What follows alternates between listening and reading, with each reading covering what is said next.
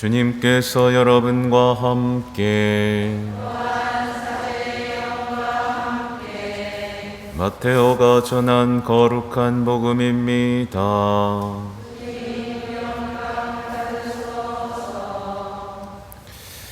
그때 예수님께서 사도들에게 말씀하셨다. 제자는 스승보다 높지 않고 종은 주인보다 높지 않다. 제자가 스승처럼 되고 종이 주인처럼 되는 것으로 충분하다.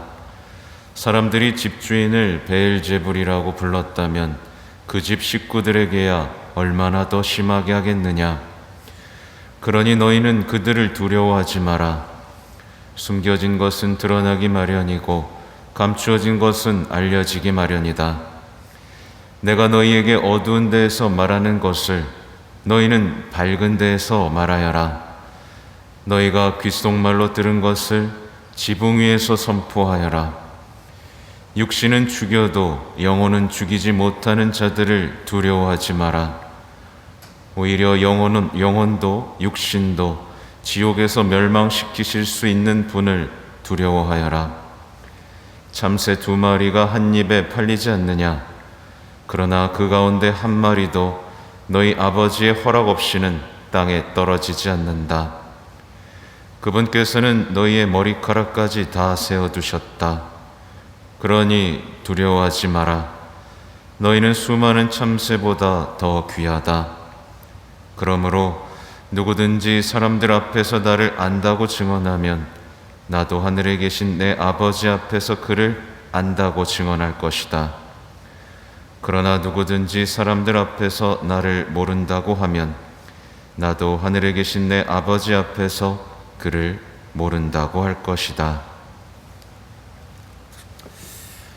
주님의 말씀입니다.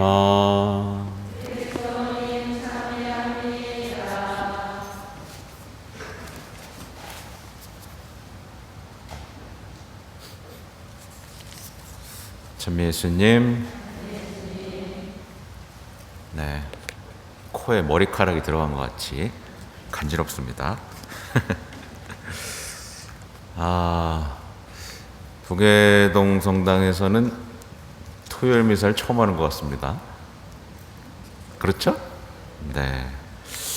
아무튼 오늘 연령들을 위한 미사로 버쳐지는 것도 맞죠? 네. 맞아요? 알겠습니다. 아무튼 오늘 복음 환호성의 내용은 베드로 1서의 내용인데요. 이 내용을 조금 더 자세히 알아보면 이렇습니다. 베드로 1서 4장 12절에서 14절까지를 잠깐 읽어드릴게요. 사랑하는 여러분, 시련의 불길이 여러분 가운데 일어나더라도 무슨 이상한 일이나 생긴 것처럼 놀라지 마십시오. 오히려 그리스도의 고난에 동참하는 것이니 기뻐하십시오. 그러면 그분의 영광이 나타날 때에도 여러분은 기뻐하며 즐거워하게 될 것입니다. 그리스도의 이름 때문에 모욕을 당하면 여러분은 행복합니다. 영광의 성령, 곧 하느님의 성령께서 여러분 위에 머물러 계시기 때문입니다. 네, 이 베드로 사도께서 우리에게 남겨주신 말씀입니다. 그리스도인으로 예수님의 이름 때문에 우리는 시련을 겪게 되어 있습니다. 그게 정상입니다. 그죠? 말씀이 이루어지는 거죠. 근데 그리스도인으로서 겪게 되는 이 시련을 치욕으로 여기는 사람들이 있습니다. 고난이 올까봐 늘 두려워 떠는 그리스도인도 있습니다. 또 모욕을 당할 때마다 나는 불행한 사람이다 라고 느끼는 신앙인이 있습니다. 있죠? 늘 시련을 피해 다니고 고난도 피해 다니고 모욕도 못 참으면서 피해 다니는 신앙인이 있습니다. 말씀하고 전혀 반대죠. 이 사람은 어떤 사람일까요? 아직 예수님을 만나지 못한 사람, 아직 예수님을 스승님으로 만나지 못한 사람입니다. 여러분의 스승님은 누구예요? 네, 대답이 적죠. 예수님의 제자는요, 제자는 당연히 스승이신 예수님의 삶을 닮아가게 되어 있습니다. 당연하죠? 제자니까. 예수님의 제자는요, 당연히 예수님이 살아가셨던 그 생애, 그 고통을 닮아가게 되어 있습니다. 그리고 그 예수님께서 당하신 고통을 닮아갈 때 어때요? 기분이? 기뻐야 돼요. 당연하죠. 아, 내가 예수님을 닮아가고 있구나. 예수님의 제자가 맞구나. 라고 하면서 기뻐하고 행복해져야 정상입니다. 다시 한번 강조드리지만 제자라면 당연히 스승이 겪으신 일을 겪어야만 합니다. 그죠? 근데 만약에 어떤 사람이 나 예수님의 제자야 라고 생각하는데 예수님이 겪으셨던 그 생애랑 전혀 반대의 길을 가고 있다면 그 사람에게는 사실은 다른 스승이 있는 겁니다. 예. 여러분의 스승님은 누구예요? 예수님 맞아요? 예. 예수님한테 배우고 계세요? 예수님 따라가고 계세요? 예. 다른 거에서 더 많이 배우고 있지 않아요? 유튜브나 드라마나 유명 강사한테 더 많이 배우고 있지 않습니까? 잘 보셔야 돼요. 나는 과연 말씀에서 배우고 있고 말씀에서 인생의 의미를 찾고 있는지, 아니면 세상 사람들이 이게 좋다더라 저게 좋다더라 하는 그 삶을 쫓아가면서 행복을 느끼고 있는지 잘 보셔야 됩니다. 그렇다면 여러분의 스승은 세상인 겁니다. 그죠? 당연히 세상을 스승으로 삼는 사람은 고난 싫어하죠. 모욕 싫어하죠. 네, 다 싫어합니다. 예수님이 겪으신 건 다 싫어하게 되어 있습니다. 네. 그래서 오늘 내용이 이 스승과 제자에 대한 내용이에요. 오늘 복음을 보면 뭐라고 나오죠? 제자는 스승보다 높지 않고 종은 주인보다 높지 않다. 제자가 스승처럼 되고 종이 주인처럼 되는 것으로 충분하다. 사람들이 집주인을 베엘제불이라고 불렀다면 그 집 식구들에게야 얼마나 더 심하게 하겠느냐. 그러니까 당연히 제자들은 똑같이 더 심하게 당할 수도 있다, 이 얘기를 하시는 거죠. 네. 예수님의 제자들은 계속 강조드립니다만 반드시 혹독한 시련을 직면할 수밖에 없습니다. 그게 이 시대의 박해이고 순교죠. 그렇죠? 예. 그래서 어제 말씀드렸잖아요. 어떻게 살으라고. 뱀처럼, 비둘기처럼, 양으로 살으라고 말씀을 드렸죠. 근데 많은 분들이 시련이 닥치면 어떻게 해요? 시련이 막 닥쳤어요. 모욕이 막 닥쳤어요. 어떻게 해요? 항의합니다. 주님, 저한테 이러실 수 있어요? 항의를 하기 시작하고, 주님, 당신 틀렸어요. 이렇게 얘기하고, 주님은 그래서는 안 됩니다. 나 이렇게 주님 따랐는데 나한테 이러시면 안 됩니다. 라고 따집니다. 맞아요? 이렇게 하는 거? 스승이신 예수님을 믿고 신뢰하는 가운데 성장해야 되는데 이제 스승님에 대한 불신을 하기 시작하는 거죠. 아, 나 스승님 못 믿겠어. 이렇게 생각하고 낙심하고 불평하면서 나 이제 예수님한테 안 배울 거야. 네, 이렇게 선언해 버리는 거죠. 그래서 이제 다른 것을 이제 찾기 시작합니다. 이제 복음은 재미가 없어요. 미사도 재미가 없어요. 그래서 다른 흥미로운 것들을 찾아 나서기 시작합니다. 좀 더 간단한 거 없을까? 좀 더 쉬운 길 없을까?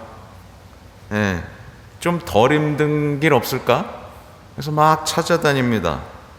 이게 뭐예요? 새로운 스승을 찾아다니는 겁니다. 난 다 배웠으니까 하산해야겠다. 네.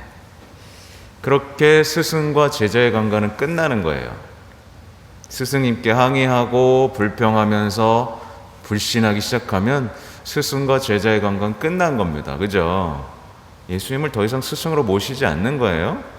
근데 예수님을 스승으로 모시지 않는 신앙은 결국 끝난 신앙입니다. 맞죠? 예수님이 더 이상 스승이 아닌데 그게 어떻게 신앙인일 수가 있습니까? 얼마 전이었죠? 성 베드로와 성 바오로 사도 대축일 중에 교황님이 이런 말씀을 하셨어요. 신앙의 여정은 결코 산책하는 것이 되어서는 안 된다. 네. 그러니까 보면 신앙 산책 이런 얘기 나오죠. 말도 안 되는 얘기입니다. 신앙이 어떻게 산책입니까? 그죠? 신앙은 노력해야 되는 힘겨운 여정임이 복음에 그대로 쓰여 있죠. 좁은 길로 가라. 좁은 문으로 들어가라. 그죠? 그리스도인은요, 시련을 겪으면서 인내 속에서 희망을 키우고 서서히 그리스도인이 되어갑니다. 그죠? 금처럼 단련되어서 순수한 영혼으로 태어납니다. 그래서 신앙인으로서 사는 것은 힘듭니다. 누가 쉽다 그랬습니까? 예수님이 가볍다고는 하셨어요. 가볍다고는 하는데 쉽다고 하신 적은 없습니다. 그래서 이제 어쨌든 제자로서 살면 시련을 겪을 것인데, 그리고 너희들에게 겁주는 사람이 생길 것인데 뭘 하라 하시냐면 너희는 그들을 두려워하지 마라. 이 말씀을 하십니다. 아주 결정적인 얘기를 하죠. 그들은 육신은 죽여도 영혼은 죽이지 못한다. 그러니 두려워야 될 분은 누군가요? 영혼도 육신도 지옥으로 멸망시킬 수 있는 분을 두려워하여라. 이렇게 말씀하십니다. 그러니까 두려워해야 할 것과 두려워하지 말아야 될 것을 지금 명확하게 알려주고 계신 거예요. 그러니까 예수님의 제자는요, 두려움이 없습니다. 복음을 선포합니다. 복음을 선포해서 나에게 어떤 해가 끼칠 것을 두려워하지 않습니다. 그래서 세상 사람들한테 제일 두려운 존재가 누구냐면 예수님의 제자예요. 왜냐하면 죽음도 두려워하지 않으니까, 그냥 하느님만 두려워하기 때문에 이거는 어떻게 할 수가 없습니다. 그죠? 하느님만 두려워합니다. 그러니까 어떻게 할 수가 없어요. 아무 협박도 소용이 없기 때문에 그렇습니다. 그래서 복음 선포자가 갖추어야 할 자질 중 하나는, 그러니까 예수님께 대한 완벽한 신뢰 속에서 나오는 용기예요. 네, 용기입니다. 그리고 제가 자주 말씀드리지만 누가 나를 계속 깎아내리잖아요. 깎아내리고 손가락질 하잖아요. 근데 사람들은 이런 거에 휘둘립니다. 근데 그리스도인들은 휘둘리지 않아요. 왜 안 휘둘리게요? 그 사람들이 아무리 깎아내려도 나는 하느님 안에서 사랑받는 사람이거든요. 그 사람이 깎아내린다고 해서 내가 깎아내려져요? 안 깎아내려져요. 근데 사람들은 이거 상처받죠. 희망을 어디다 뒀던 거예요? 사람에게 뒀던 겁니다. 희망을 하나님께 둔 사람은 사람들이 막 욕해도 껐떡 없습니다. 나는 하나님 안에서 그대로거든요. 그죠? 하나님만 두려워합니다. 그래서 사람이 두렵지 않아요. 눈치 보지 마십시오. 그죠? 눈치 보지 말고 사랑하고 선포해야 됩니다. 근데 많은 분들이 하나님보다 누굴 더 두려워해요? 사람을 더 두려워합니다. 하나님보다 사람을 두려워하는 순간 그 사람은 바보가 됩니다. 세상에 질질 끌려다닙니다. 하느님을 모르기 때문에 지혜도 사라집니다. 그래서 영적으로 어떻게 방향을 못 잡아요. 이제 어떡하지? 저 사람 때문에 어떡하지? 어떻게 해야 돼요? 어떻게 해야 돼요, 신부님? 많은 분들이 그렇게 찾아옵니다. 아무튼 많은 분들이 이제 신앙 안에서 두려움에 사로잡혀가지고 그냥 다 포기해버립니다. 남들처럼 문제없이 평범하게 사는 삶을 택해버리는 거죠. 이게 뭐예요, 사실은? 나 평범하게 살고 싶어요. 이게 곧 배신입니다. 네. 나 이제 제자 안 할 겁니다. 근데 이게 아주 중요한 주제입니다. 오늘날의 굉장히 중요한 주제입니다. 그러니까 많은 분들이 이제 복음 선포 안 해요. 복음 선포 안 합니다. 예수님을 증언하지 않습니다. 근데 예수님을 증언하지 않는 신앙은 아무런 체험이 없어요. 이제 체험도 사라지고 기쁨도 사라지고 행복도 사라지고 성장도 사라지기 때문에 정말 힘에 가리 없는 신앙이 됩니다. 근데 그런 신앙을 가진 엄마 아빠를 본 자녀들이 신앙이 생길까요? 안 생겨요. 안 생깁니다. 제자로서의 삶을 포기한 신앙인의 자녀는 하느님의 신앙에 대해서 매력을 느끼지 못합니다. 그렇죠? 근데 되게 중요한 건데 이 시대에 이제 교회 내에 퍼져버린 오류이자 함정인데요. 뭐냐면 신앙 안에서 자꾸 치유만 찾고 신앙 안에서 평화만 찾고 신앙 안에서 안정만 찾는 사람들이 있습니다. 그죠? 많아요. 굉장히 많습니다. 그래서 이 교회에 요즘에 치유 서적들만 계속 나오고 있잖아요. 사실은 신앙이란 제자로서의 삶에서 충만히 느끼는 기쁨입니다. 충만히 느끼는 성령 체험입니다. 그죠? 소명 안에서 벅차오르는 인생의 의미들입니다. 그죠? 하나님에 대한 어떤 그리움입니다. 하나님 나라를 선포하고 싶다라는 열망입니다. 이게 신앙이에요. 그죠? 그게 신앙인이 갖춰야 될 어떤 기쁨이고 덕목이에요. 근데 어떤 사람이 난 아빠 빨리 치유받고 싶어. 이런 사람이 있다면 이 사람은 당연히 하나님 나라에 관심이 없어요. 그죠? 하나님 나라에는 이제 관심이 없습니다. 그래서 하나님 나라에 관심이 없으니까 하나님 나라가 어떻게 오는지에 대해서도 몰라요. 관심이 없죠.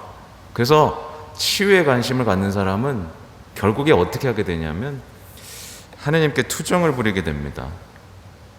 세상이 왜 이런 겁니까? 주님. 왜 세상에 이렇게 나쁜 사람들은 많고 주님은 아무것도 안 하십니까? 이렇게 불평을 하게 됩니다. 치유만 바라는 사람은. 왜 저한테 자꾸 상처 주는 사람만 많이 생깁니까? 갇혀버린 거죠. 갇혀버린 겁니다. 그러면서 이제 세상에 대한 두려움을 키워가죠. 더 이상 상처받고 싶지 않다. 그리고 문을 닫아버립니다. 다시 다락방 속으로 숨어버리는 거죠. 예수님이 오셔서 문을 열어주시고 무덤도 열어주시고 우리를 밖으로 내보냈는데 문을 닫아버리는 겁니다. 그렇죠? 요즘 교회도 다 문을 닫아버립니다.